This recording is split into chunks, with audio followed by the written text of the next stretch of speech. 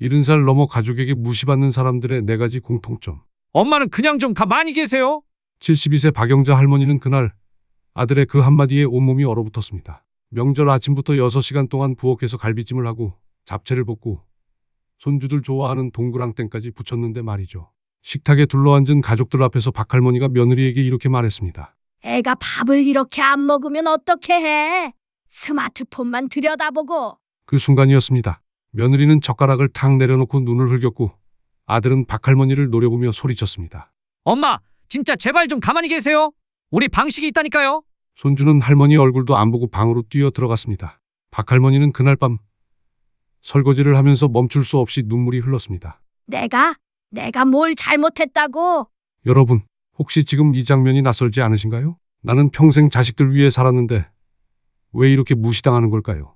나는 손주 걱정해서 한 말인데 왜 자꾸 잔소리꾼 취급받는 걸까요? 지금 이 영상 안 보시면 내일도 모레도 1년 후에도 똑같습니다. 자녀들은 여러분을 계속 피하게 되고 손주들은 할머니, 할아버지 집에 오기 싫어하게 됩니다.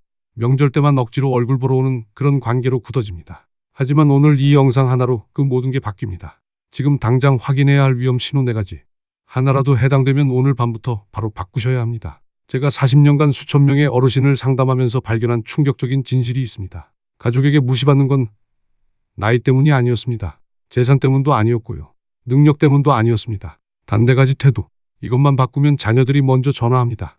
손주들이 할머니 집에 가고 싶어요 하고 조릅니다. 여러분은 가족 모임에서 가장 존중받는 어른이 됩니다. 그런데 이 진실을 아직도 모르는 분들이 너무나 많습니다. 아직도 나이 먹으면 당연히 대접받는다 고 착각하면서 자녀들에게 계속 상처받는 지인들이 있으시다면 이 영상을 꼭 보여주세요. 안녕하세요. 저는 40년간 노년심리 상담과 가족치료를 해온 임상필입니다. 오늘 여러분께 아무도 말해주지 않았던 하지만 꼭 알아야 할 진실을 말씀드리겠습니다. 첫 번째 공통점입니다. 가족에게 무시받는 사람들은 모든 걸 명령형 말투로 해결하려고 합니다. 72세 김철수 할아버지는 40년간 공무원으로 일하시고 퇴직 후 아들 내외와 함께 살게 되셨습니다. 어느 날 저녁 며느리가 요리하는 걸 보고 김할아버지가 말씀하셨어요. 그렇게 하면 안 돼. 불 줄여. 소금은 그렇게 많이 넣는 게 아니야. 며느리는 아무 말 없이 부엌을 나가버렸습니다. 다음 날 아침 아들이 출근 준비를 하는데 또 말씀하셨죠. 넥타이가 뭐 그 모양이냐? 다시매. 회사 가서 상사한테 그렇게 말하면 안 돼. 아들은 짜증 섞인 목소리로 대답했습니다. 아버지, 저 이제 40대 중반입니다. 제가 알아서 합니다. 석 달이 지나자 온 가족이 김할아버지를 피하기 시작했습니다. 여러분, 요즘 가족은 나이로 움직이지 않습니다. 존중을 기준으로 움직입니다. 명령형 말투는 대화를 끊고 감정을 닿게 만들고 관계를 무너뜨립니다. 그런데 김할아버지가 딱 한 가지만 바꾸셨습니다. 말투를 바꾸신 거예요. 3주 후 며느리가 먼저 말을 걸었고 아들이 함께 식사하자고 했고 손주가 무릎에 앉았습니다. 명령형을 요청형으로 바꾸신 겁니다. 3가지 표현 전환법을 알려드리겠습니다. 첫 번째, 해라 하면 어떨까? 불 줄여. 불을 조금 줄이면 어떨까? 두 번째, 하지마. 내 생각엔 인 것 같은데. 그렇게 하면 안 돼. 내 생각엔 이렇게 하면 더 좋을 것 같은데. 세 번째, 왜 그래? 무슨 이유가 있을까? 왜 그렇게 늦게 들어와? 오늘은 무슨 일이 있었어? 이 3가지만 기억하세요. 오늘 저녁 가족과 대화할 때 한 번만 의식해 보세요. 해라가 아니라 하면 어떨까? 이것만 바꿔도 가족 관계가 완전히 달라집니다. 두 번째 공통점입니다. 가족에게 무시받는 사람들은 과거 기준을 고집하며 현재를 인정하지 않습니다. 내 때는 말이야. 이 한마디가 얼마나 가족을 멀어지게 만드는지 아십니까? 68세 최순자 할머니는 작년에 아들 부부에게 손주가 태어났을 때 너무 기뻤습니다. 내가 육아는 전문가니까 며느리 도와줄 수 있겠네. 그런데 며느리의 육아 방식을 보고 깜짝 놀라셨습니다. 기저귀는 일회용을 쓰고 분유 온도를 체온계로 재는 겁니다. 참다 못한 최할머니가 말씀하셨습니다. 일회용 기저귀는 피부에 안 좋아. 천 기저귀를 써야지. 분유 온도를 뭐 그렇게까지 재? 손목에 떨어뜨려 보면 되는데. 내 때는 이렇게 안 했어. 그래도 너희 아빠는 잘 컸잖아. 며느리는 결국 폭발했습니다.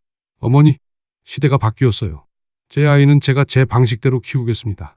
그 후로 며느리는 최할머니가 오는 날이면 친정에 가버렸습니다. 여러분, 최할머니의 방식도 맞습니다. 하지만 며느리의 방식도 맞습니다. 문제는 내 방식만 정답이다 라고 우기는 태도입니다. 세상은 바뀌었습니다. 30년 전 육아 방식은 그때는 최선이었습니다. 하지만 지금은 환경이 다릅니다.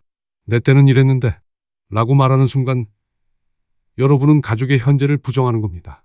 제가 최할머니께 딱 한 가지만 말씀드렸습니다. 할머니, 조언하고 싶을 때 3초만 참으세요. 그리고 이렇게 말해보세요. 요즘은 이렇게 하는구나. 좋네. 최할머니가 실천하기 시작했습니다. 며느리가 분유를 탈 때 하고 싶은 말이 목까지 올라왔습니다. 하지만 3초. 숨을 깊이 들이쉬고 내쉬셨습니다. 요즘은 이런 체온계도 있구나. 좋네. 며느리가 깜짝 놀랐습니다. 일주일을 참으셨습니다. 그런데 놀라운 일이 일어났습니다. 며느리가 먼저 물어보기 시작한 겁니다. 어머니, 아기가 계속 우는데 어떻게 하면 좋을까요? 어머니 때는 이럴 때 어떻게 하셨어요? 2달이 지나자 며느리가 일주일에 3번씩 찾아왔습니다. 어머니, 아기 좀 봐주실 수 있으세요? 어머니가 봐주시면 제일 안심이 돼요. 3초 법칙을 알려드리겠습니다. 첫 번째, 숨을 깊이 들이쉬세요. 2번째, 이 말이 꼭 필요한가? 자문하세요. 3번째, 정말 위험한 상황이 아니면 이렇게 말하세요. 요즘은 이렇게 하는구나. 좋네. 여러분, 과거는 존중받아야 합니다. 하지만 그 경험을 강요하는 순간 그건 폭력이 됩니다. 오늘부터 실천해보세요. 내 때는 대신 요즘은 이렇게 하는구나. 이것만 바꿔도 가족 관계가 놀랍게 회복됩니다.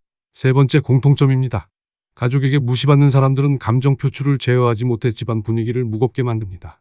74세 이광수 할아버지는 은퇴 후 성격이 점점 날카로워지기 시작했습니다. 어느 일요일 10살 손주가 거실에서 장난감을 여기저기 널어놨습니다. 이 할아버지가 소리쳤습니다. 야, 이게 뭐야?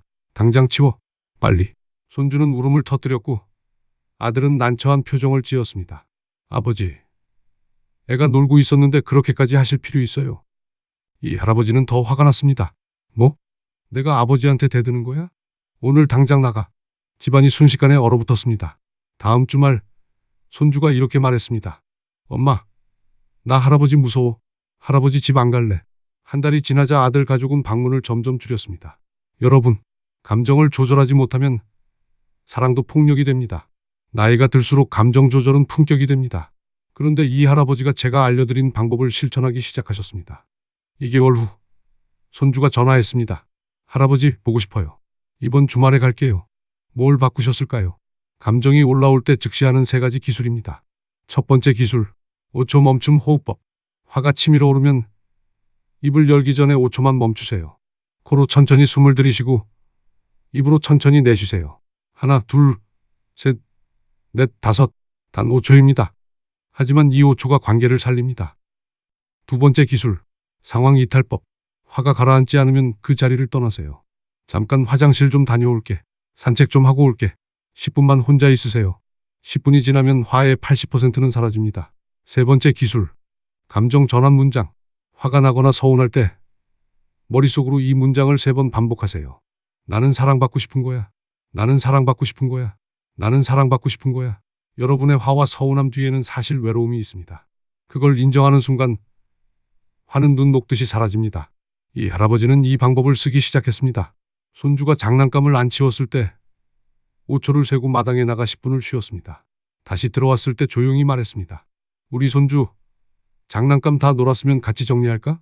손주가 방긋 웃으며 대답했습니다. 네, 할아버지. 한 달 후 손주가 먼저 할아버지를 찾았습니다. 할아버지, 저랑 놀아주세요. 여러분, 감정 조절은 억누르는 게 아닙니다. 나이가 들수록 감정 조절은 품격이 됩니다. 오늘부터 실천해보세요. 5초 멈춤 호흡법, 상황 이탈법, 감정 전환 문장. 화가 날 때 단 5초만 참으세요. 그 5초가 여러분의 가족을 지킵니다. 4번째 공통점입니다. 가족에게 무시받는 사람들은 스스로 돌보지 않고 모든 책임을 가족에게 넘깁니다. 70세 박순희 할머니는 남편이 돌아가신 후 아들 내외와 함께 살게 되었습니다. 처음엔 괜찮았는데 점점 문제가 생기기 시작했습니다. 며느리야, 나 병원 예약 좀 해줘. 며느리야, 내 통장에서 돈 좀 뽑아줘. 며느리야, 문자 왔는데 뭐라고 쓰여 있어? 며느리야, 나 택시 좀 불러줘. 이런 일이 하루에도 몇 번씩 반복됐습니다.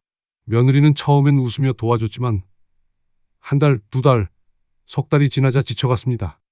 회사 회의 중에도 박할머니 전화가 왔고 아이가 아파도 박할머니가 불렀습니다. 며느리가 결국 폭발했습니다. 어머니, 제발 조금만 스스로 하려고 노력해 주세요.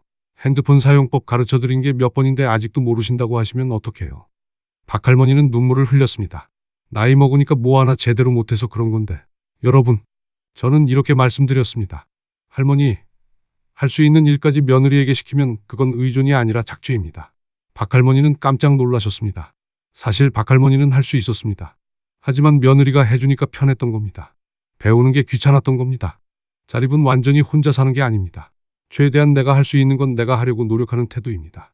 저는 오늘부터 할 수 있는 3가지 작은 자립을 알려드렸습니다. 첫 번째 자립. 스마트폰 기본 기능 3가지만 배우기. 전화 걸기, 문자 읽기, 사진 찍기. 박할머니가 손주에게 부탁했습니다. 우리 손주, 할머니한테 핸드폰 좀 가르쳐 줄래? 손주가 정성껏 가르쳐 줬고, 일주일 후 박할머니는 혼자 전화를 걸 수 있게 됐습니다. 두 번째 자립. 병원 예약 혼자 하기. 박할머니는 용기를 내서 병원에 전화했습니다. 예약을 마치고 며느리에게 말했습니다. 며느리야, 나 다음 주 목요일에 병원 가기로 했어. 내가 예약했어. 며느리가 깜짝 놀라며 웃었습니다. 어머니, 대단하세요. 세 번째 자립. 집안일 1가지 책임지기. 박할머니는 설거지를 맡기로 했습니다. 며느리가 어머니, 감사합니다. 할 때마다 힘이 났습니다. 한 달 후 놀라운 변화가 일어났습니다. 며느리가 퇴근하고 와서 박할머니를 안았습니다. 어머니, 요즘 너무 편해졌어요. 어머니께서 도와주셔서 숨통이 트였어요. 손주가 할머니 무릎에 앉으며 말했습니다. 할머니, 이제 핸드폰도 잘하시고 멋있어요. 박할머니는 눈물을 흘리셨습니다. 제가 그동안 얼마나 이기적이었는지 이제 알겠어요. 할 수 있는데 안 한 거였어요. 지금은 스마트폰으로 유튜브도 보고 은행 앱도 깔았어요. 가족들이 저를 보는 눈빛이 완전히 달라졌어요. 여러분, 자립은 가족을 버리는 게 아닙니다. 자립은 가족에게 존중받는 유일한 길입니다. 오늘 당장 실천해보세요. 스마트폰 기본 기능 3가지. 병원 예약 혼자 하기. 집안일 1가지 책임지기. 자립하려는 태도를 보이는 순간 여러분은 짐이 아니라 든든한 어른이 됩니다. 여러분, 지금까지 가족에게 무시받는 사람들의 4가지 공통점을 말씀드렸습니다.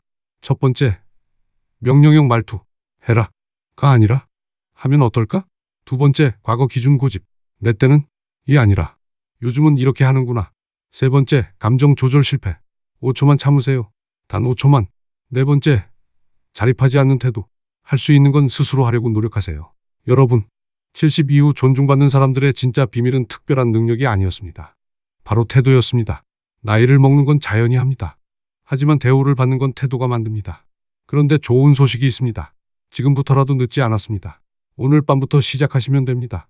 단 하루만, 오늘 하루만 이렇게 해보세요. 그럼 내일은 어제보다 조금 쉬워집니다. 한 달이 지나면 여러분의 가족이 완전히 달라져 있을 겁니다. 제가 상담했던 분들이 그랬습니다. 72세 김철수 할아버지, 68세 최순자 할머니, 74세 이광수 할아버지, 70세 박순희 할머니. 이분들 모두 처음엔 나는 못해요 라고 하셨습니다. 하지만 용기를 내셨습니다. 지금은 가족들이 먼저 연락하고 손주들이 찾아옵니다. 여러분도 할 수 있습니다. 나이는 숫자에 불과합니다. 중요한 건 여러분이 어떤 태도로 사느냐입니다. 여러분은 소중한 사람입니다. 평생 가족을 위해 헌신하신 분들입니다. 그 사랑이 틀린 게 아닙니다. 단지 표현하는 방법을 조금만 바꾸면 됩니다. 명령이 아니라 제안으로, 고집이 아니라 인정으로, 화가 아니라 이해로, 의존이 아니라 자립으로. 오늘 밤 가족과 저녁을 먹을 때 한 번만 시도해 보세요. 그 작은 변화가 큰 행복을 가져옵니다. 여러분의 남은 인생이 가족에게 사랑받고 존중받는 시간이 되길 진심으로 바랍니다. 이 영상이 도움이 되셨다면 구독과 좋아요 눌러주세요. 그리고 주변에 필요하신 분들께 이 영상을 꼭 공유해 주세요. 저는 40년간 노년심리 상담과 가족 치료를 해온 임상필이었습니다. 여러분의 행복한 노년을 진심으로 응원합니다. 감사합니다.